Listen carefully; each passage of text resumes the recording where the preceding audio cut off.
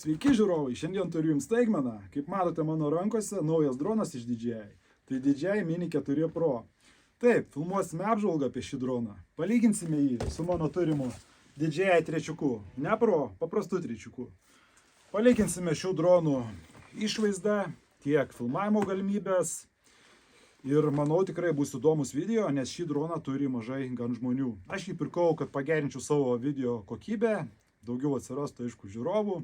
Ir pats susigundžiau, nes jisai turi tokių funkcijų, kurių trečiukas neturi. Už šį puikų droną, naują droną, kuris išėjo prieš savaitę, su labai dėkingas Orlaivis LT komandai iš Kauno. Vyrai man patarė, papasako apie jo pliusus, apie jo galimybės.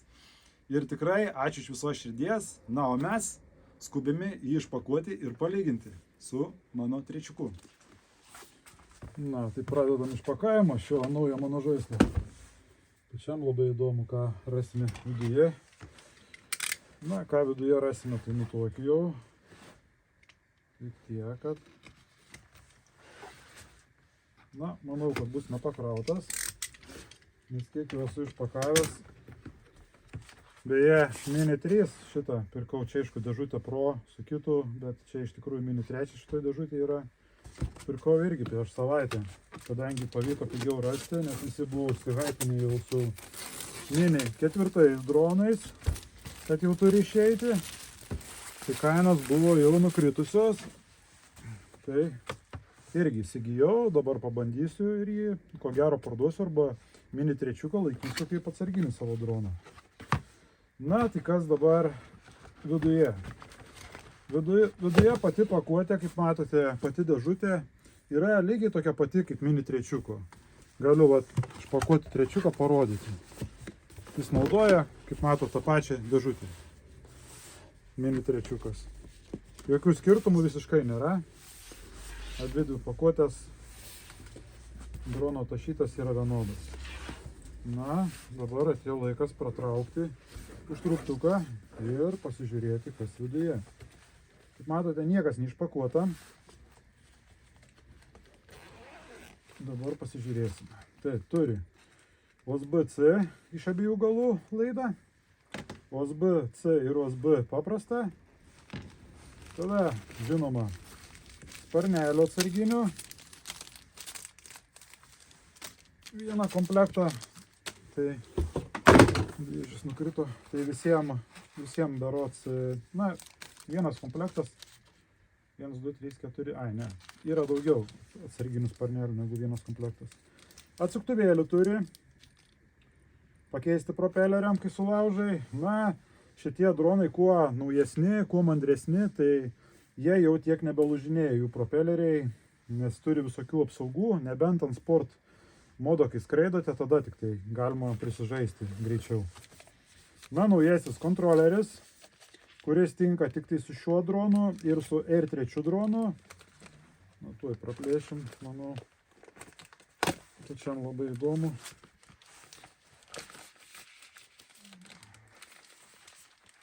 Tuoj praplėšim, parodysiu.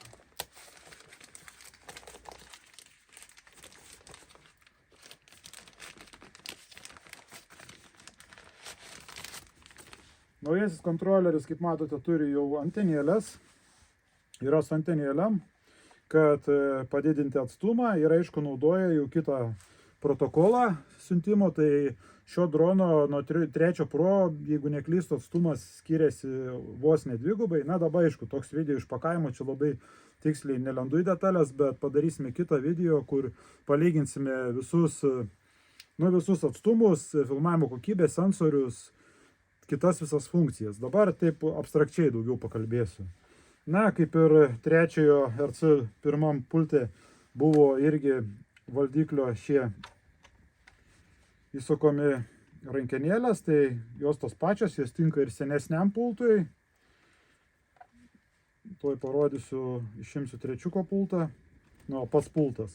Apie patį pultą ir jo skirtumus nuo senesnės versijos padarysime atskirą video, manau, nes irgi žmonėms bus naudinga. Na va, štai pirmoji versija pulto su ekranėliu. Kaip matote, irgi vizualiai šiek tiek skiriasi, aišku, jis neturi antenėlių, šitas turi antenėlės. ir spalva pati pilka yra tamsesnė.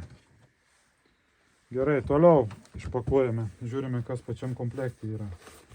Tai krovimo pati stotelė, į kurią susideda akumuliatoriai. Na, vienas akumuliatorius bus, manau, drone pačiam. Pati stotelė, jeigu neklystu, yra ta pati kaip ir 3 mini modelio, tai nieko nesiskiria, bet pačios baterijos, kiek žiūrėjau apžvalgų, šiek tiek skiriasi svoriu. 4 Pro yra šiek tiek lengvesnis. Na, nenoriu nieko suklaidinti, bet kiek žiūrėjau video. Na, čia dokumentacija, aišku. Ir pats dronas. Pats dronas pakuotas.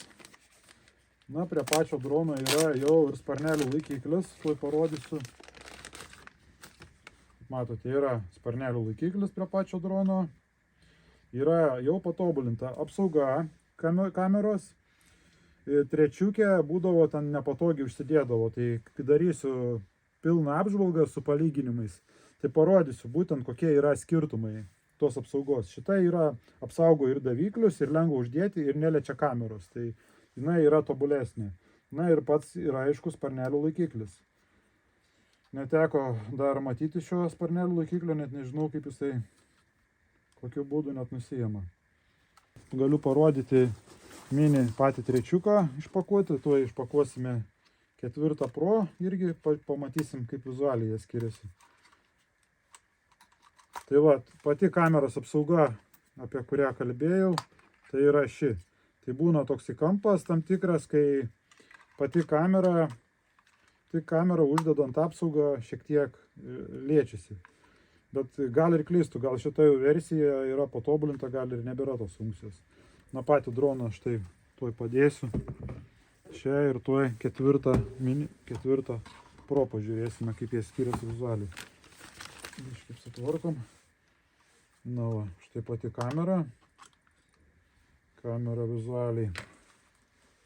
Galim pažiūrėti, kaip skiriasi. Tuoj nuimsiu šitą.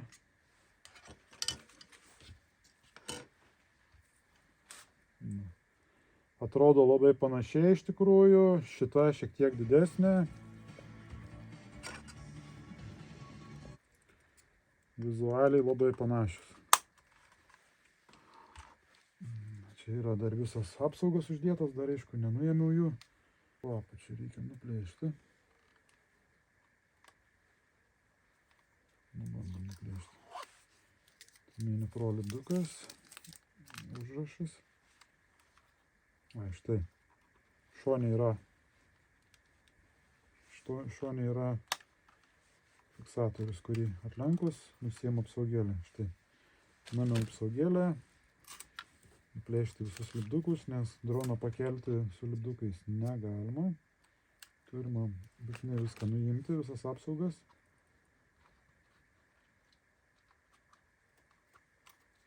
Iš visų vietelių.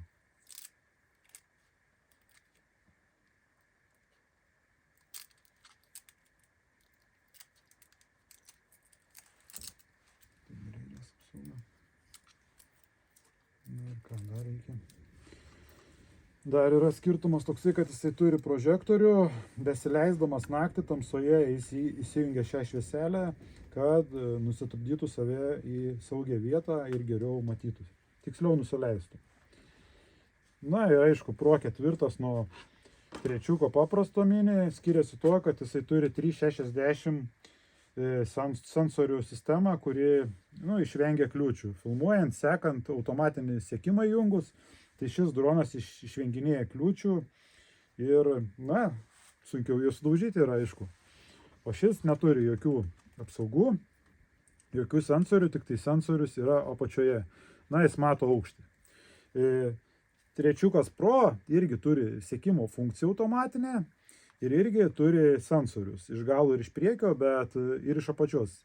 Bet ne tiek daug sensorių, kiek turi šitas 4 Pro. Tai tokie esminiai skirtumai, kad šį sudaužyti yra sunkiau. Tada galime pažiūrėti dabar tą apsaugėlę. Nuo kameros reikia nuimti, tai aš pasinaudosiu atsuktuvu, ko gero, kad nesugadinti ir bereikalingai nejudinti čia nieko. Na štai ir viena baterija yra pačiam drone. Atlenkime patį droną. Pažiūrėsim, kaip skiriasi pati ergonomija, pats išdėstymas, ar labai skiriasi. Kavelės. Na štai.